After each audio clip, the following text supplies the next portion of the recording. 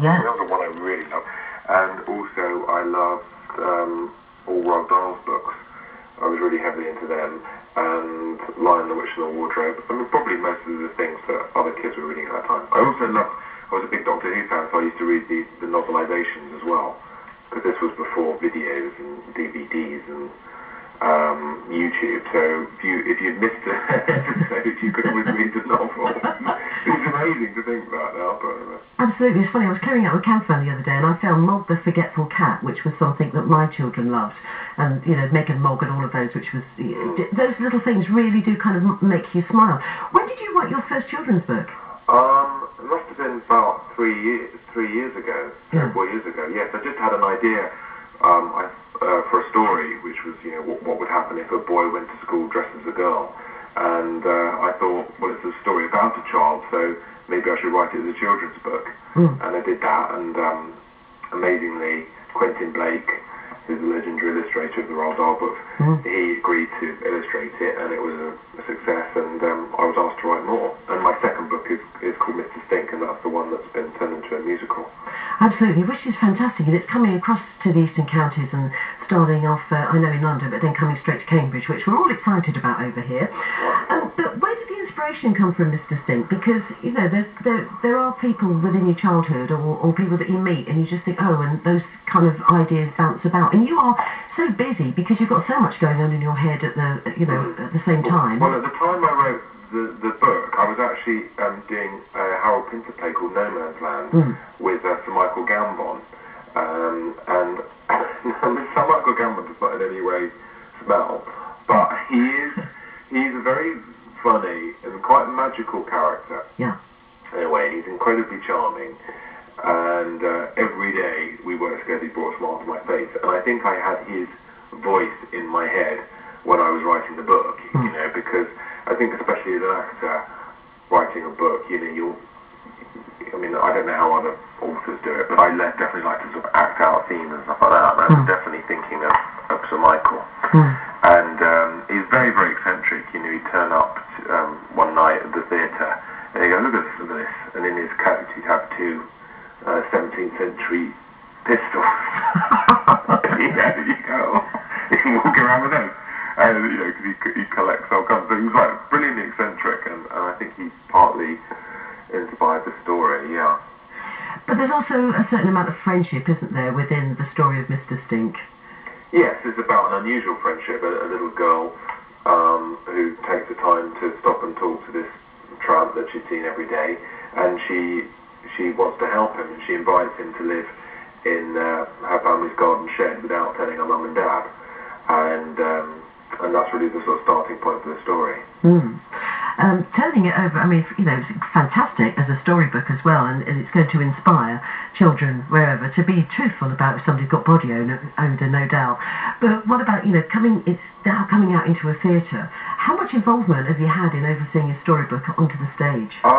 Well, I feel like if you entrust things like that to great people, you should let them, you know, just get on with it. Like when Quentin Blake was illustrating the first two children's books, I didn't sort of stand over him and go, well, could you draw it like that? Because, you know what he's doing. And so I have been involved, you know, reading the script, coming to rehearsals, and I'm going to the opening night next week in Leicester. But it's actually a very, very faithful adaptation. They've added songs, which is fantastic, but as for the story and a fair bit of the dialogue, it's very faithful, so I really can't complain. And I found it actually, it's really good when you're actually laughing at things that you've come up with, and then finding things sad that you've come up with. But both in the rehearsal room, I was both laughing and crying, so maybe that's very self-indulgent, but it really did move me. And there was something quite magical about it. You get that feeling too when you do you know, TV shows. You can't quite believe, you know, me and Matt would write something on a page and we turn up, you know, someone's built a set, you know, people have got costumes. You feel a bit like a magician. But I think particularly with this, because I wasn't in it, so I could just look at it objectively. Yeah.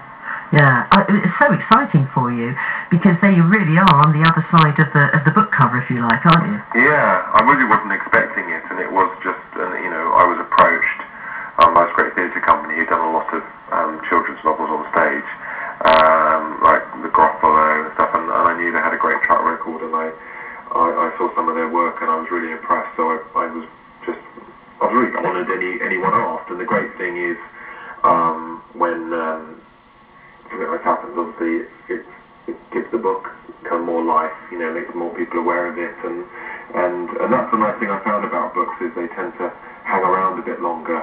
A TV show, well, Little Britain's hung around, but it's kind of on, then it's off. But a book, I get letters from kids who've just read, the first book I wrote 3 years ago. So it's really nice that things a book, children can come to at any age, really. Were you taken to the theatre as a child?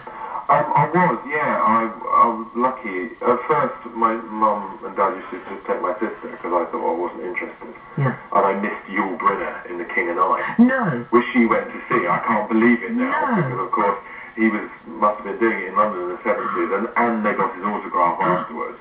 I'm jealous. And I was probably too young. Maybe I was like 6 or something. But they did take me to see Michael Crawford in Barnum. Wow. And I was a massive fan of Some Others Do Have Them, and so I was so unbelievably excited to see Michael Crawford, and who was brilliant in it. And so yes, I kind of they kind of took me lots of time from there. I suppose by the time I was about maybe 11 or 12, I was sort of thinking that I had pretensions to be an actor. So I was very lucky to take a fair bit, and I grew up in Surrey, so it's not so far to get to like London and see things.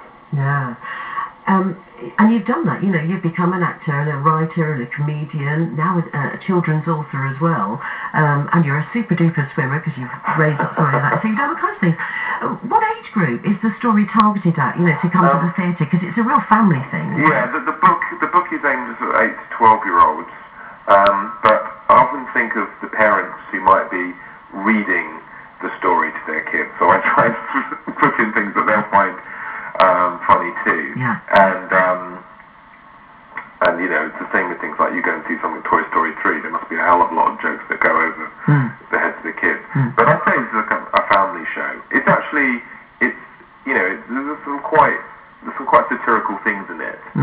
So I think older children would enjoy it too. But it's not kiddie in a way that like Teletubbies or something. Yeah. So it's not for toddlers. It's for children, I'd say, probably 6 upwards. Yeah, well, like kids, love Little Britain, don't they? They get the humour of it, me and Matt noticed that when we were, doing our live shows or doing signings or whatever, or just being approached in the street, that we were massive with children, and I really thought, well, maybe I should do something especially for them. Yeah. Because I remember when I was a kid watching adult comedy shows, there were points where my mum and dad would go, right, that's it, you're going to bed. Something rude, even if I didn't understand it. So I thought, oh, well, let's do something, really can't. No one can think, oh, this is too rude for kids. No, it still made you want to watch it and feel that you understood it as well. Yeah. Right, let's get back to your creative duties now, because there's obviously a lot more that David Walliams is going to be doing. So, as we're on the show's really special because there's a scratch and sniff book with it, isn't there, that goes with it, which is really exciting. Well, I think it's the first scratch and sniff musical, so I mean, it's groundbreaking. Isn't it just? And I just wonder, because it's like one of those things, I mean, they do it in supermarkets, don't they? You get the bakery, or you get somebody making coffee, and you go, oh, I'm starving, I must have a cup of coffee. So I wonder, how much does the aroma of something inspire your creative juices? Well, I think smells really take you back the memories. When I smell Play-Doh, I'm immediately back to sort of being 4 years old and playing with it, because it's a very, very...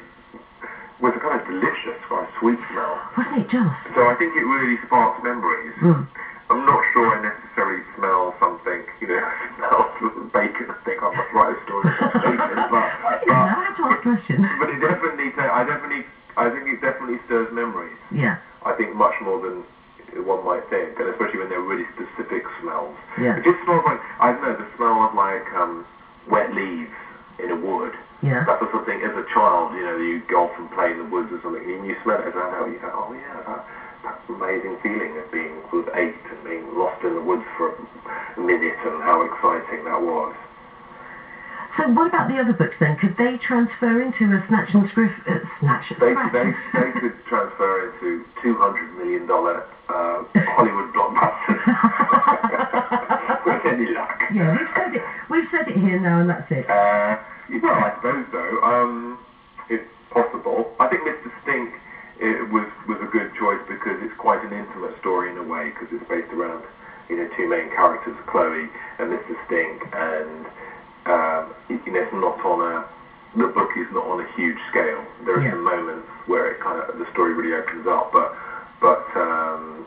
so I think that's probably why they thought, oh, that one would really work. But I suppose if this is successful, maybe others might be. I mean, I'm delighted, you know, anyone asked, really. I was thrilled, so. Yeah.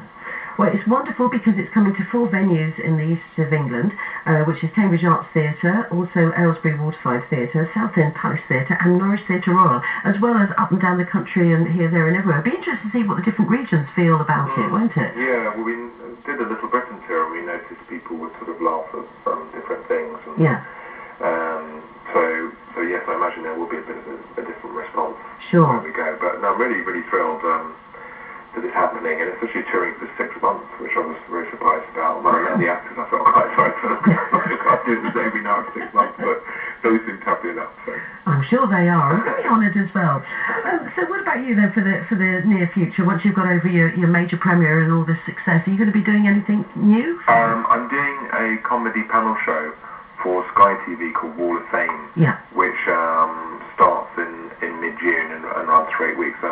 Moment was sort of putting plans together for that, so I'm quite excited about that. I've always wanted to host a show like that, and it seems like a really great format. So we've done a pilot, and it was funny. So that's my next project. All right then. And last but not least, if you were a smell, what would you smell like? Well, I hope, you know, like a very lovely aftershave. Masculine. Masculine and hairy. I don't really know. It's hard to say what you smell like. I think a marshmallow. A marshmallow? Right. Well, I like the smell of marshmallows. So that's how I'd like to smell. Okay. David Walliams, marshmallow. Lots of luck. Thank you very much. Lovely talking to you. With everything. Lovely talking to you too. Thank you so much. All right. Bye-bye. Mr. Stink, running at the Cambridge Arts Theatre from the 7th to the 12th of June. He's not in it, but of course it sounds like a really lively cast. The box office number there, 01223 503 333, or all the W's, cambridgeartstheatre.com. I think we need to have a nose song.